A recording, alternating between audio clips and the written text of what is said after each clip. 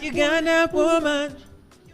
Wonder Woman, killing me the right Uganda woman. Ladies and gentlemen, I must confess this guy right here. The first time I spotted his video, babies, I won't there's something about you, girl. Yo, I was so young by the time, and I was like, who's this guy, man? He sounds like he didn't come from Uganda. Like, man, you brought this kind of different urban touch when it comes to R&B, which was different from Aziz. Aziz was kind of like, he was doing a bit of Luganda. Yes, that dip. It was predictably. Yes, but you, there's the way you were fusing English into Luganda in a way that was, man. True. You know, when I look back, I appreciate the fact that I think a lot of artists, we tend to get our ideas from listening to what's around us locally. Yeah. But at the time, I never used to listen to a lot of local music. I was very selective to what I used to listen to. Mwana wa uptown yo. Nayenga kati wenchijaye eri ate nenchi mu Luganda. Oh yeah. Then it sounds like slightly, different. I know a couple of guys who do the same concept, and I think it has really worked for them. Guys like Daddy Andre. Yeah. They listen to a lot of, very wide. My confession should also go through TONIKS. My top 5, you're there, bro. Like definitely that simplicity in the music. Yeah, I just love it. Like you make it to look so simple. Like I don't know. You and Aziz made me love R&B music, bro. I mean, it was for real at the times. I mean, I'm glad that, and I hope I inspire more people. Yeah, because I was also inspired by others before me. Yeah, the likes of we used to listen to people like Michael Ross. At the time, Juliana, when she had the song "Say It," that you don't wanna be with me no more. Say it. Ladies and gentlemen, for the first time, he is called TONIKS, and he, for the first time, is appearing on my show. I don't know where he has been at. I think whoever does that, allow me to introduce the man himself right here. This guy right here has been in the industry for almost 10 years plus, and he has been killing it. He is one of those kings you can't just ignore when it comes to R&B music right here. He's one of those guys who made R&B feel like, yes, Uganda now have a guy who can sing R&B in an urban way. That's what you did, guys. That's what you did, man. I think you made us love chicks. For us who are from down in the village, you made us feel like we can talk to these uptown chicks. Bruh! Honestly speaking, man. No, I mean, it was a very good experience because, I mean, I started my career, I think, at a time when most of us are very excited to transitioning into a new life. From like high school to uni, I was in vacation. You know how it is. There's a song you did when you're at campus. What song was that? It had a chick. It had a beautiful chick. And man, you were at campus by that January time. to December. No. There was a pretty chick. I don't know if that was your girlfriend. I don't know who that was. That girl. Yeah. That song right there, man. Where she do it to me, that song right there. Straight up. Tell me about that song. Now, I was telling one of my boys there, the one that was here before me, about how I had an issue at first promoting that song because when I would take it to the DJs, they would ask me to prove that it's my song. So I'd be like, yo, how am I supposed to prove? Until I did the video. Because I had the song for a while, actually, because we did the song for that girl and Swag Meter, the videos, simultaneously. Oh, man. These guys talked about Swag Meter. But we had an issue before releasing the video. But DJing about Gamba, copyright, I said, yo, yet it was your song. There's Luganda in there. By the way, so many people out there think that TONIKS deposited in auto-tune. True. True, for real. Exactly. I always like to... That's why I like doing a lot of live these days, because people have this thing that I know a lot of people use auto-tune, and I mean a lot of people use it and it's industry standard, so it's not a bad thing. Or that brings me to a question: what's the uniqueness in your voice? Because it sounds different from other people. What's the touch you put in? Like, I just need to know, because man, do you sound like Miguel? Yes, I know Miguel. Yeah, there's a way you come off like that. I think that when it comes to vocals.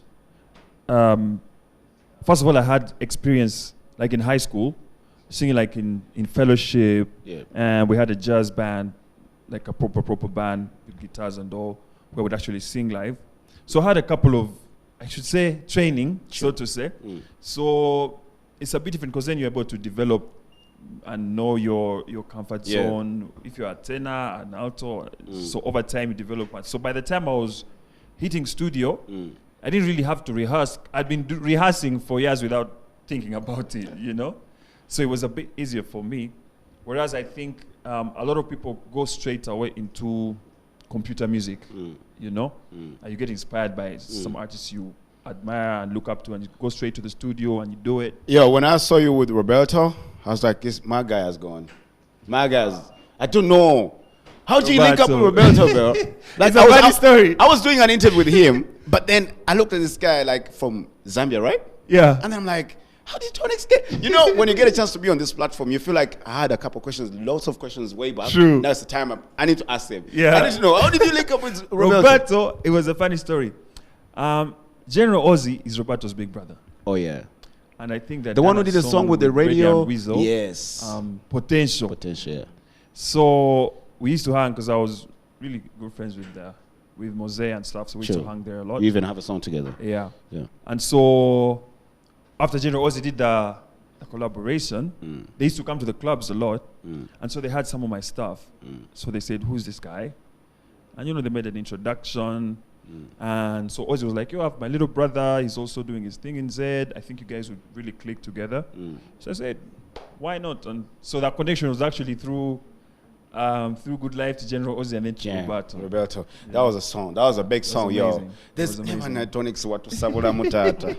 I look back, I'm like, akasajja katu uba muko. You know. How many buzz awards do you have?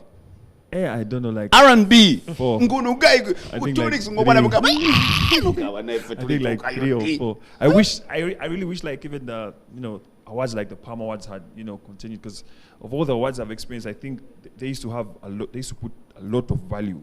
True. Into Yo, artists, listen, you know? we have a lot to talk about, man. But I time. I think what I'm gonna do, I'm gonna start a show on my YouTube channel whereby I interview artists to just see where they come from. That's a good idea. I need to do that. Yeah, but some of us, For real. now I call myself AKA Young Legend, because we you know. You are, bro. It's true. You are. I think that toughest thing in the industry is to stand the test of time. True. You can. Making a hit song has an element of luck.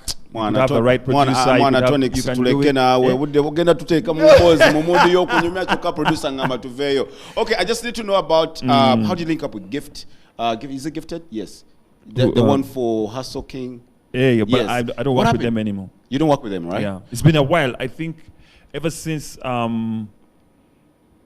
Falling. Oh yeah. Falling with Fear. Yeah, you guys split up. Yeah. You have a new project right now. Let's talk about it because time is up. Tell me about the new project you have right now. I mean, My Miss was, as you can tell, it's a love song, but it's also about nostalgia. It's about missing that person that you really want to be with, but maybe you can't really be with them right now. And that was partly due to the COVID situation. Into lockdown, and they got stuck there. Where people were locked up in their houses, so people couldn't see their loved ones, their parents, their kids, their girlfriends, their wives. So so it has a kind of vibe. Yes, it's a love song, but so that's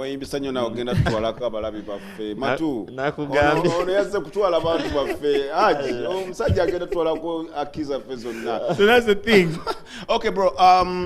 What is that question right there? I wanted to ask you. This is kind of, you know, it goes out to every Western artist. Okay. Why don't we see successful Western artists in Kampala, in Uganda? We only see you. Who else? Ray G is actually right there. What is happening? I don't think that it's Western artists. No. Hold up. I'm serious about this, by the way. When they come right here on set, I talk to them like, guys, you need to be serious what you do.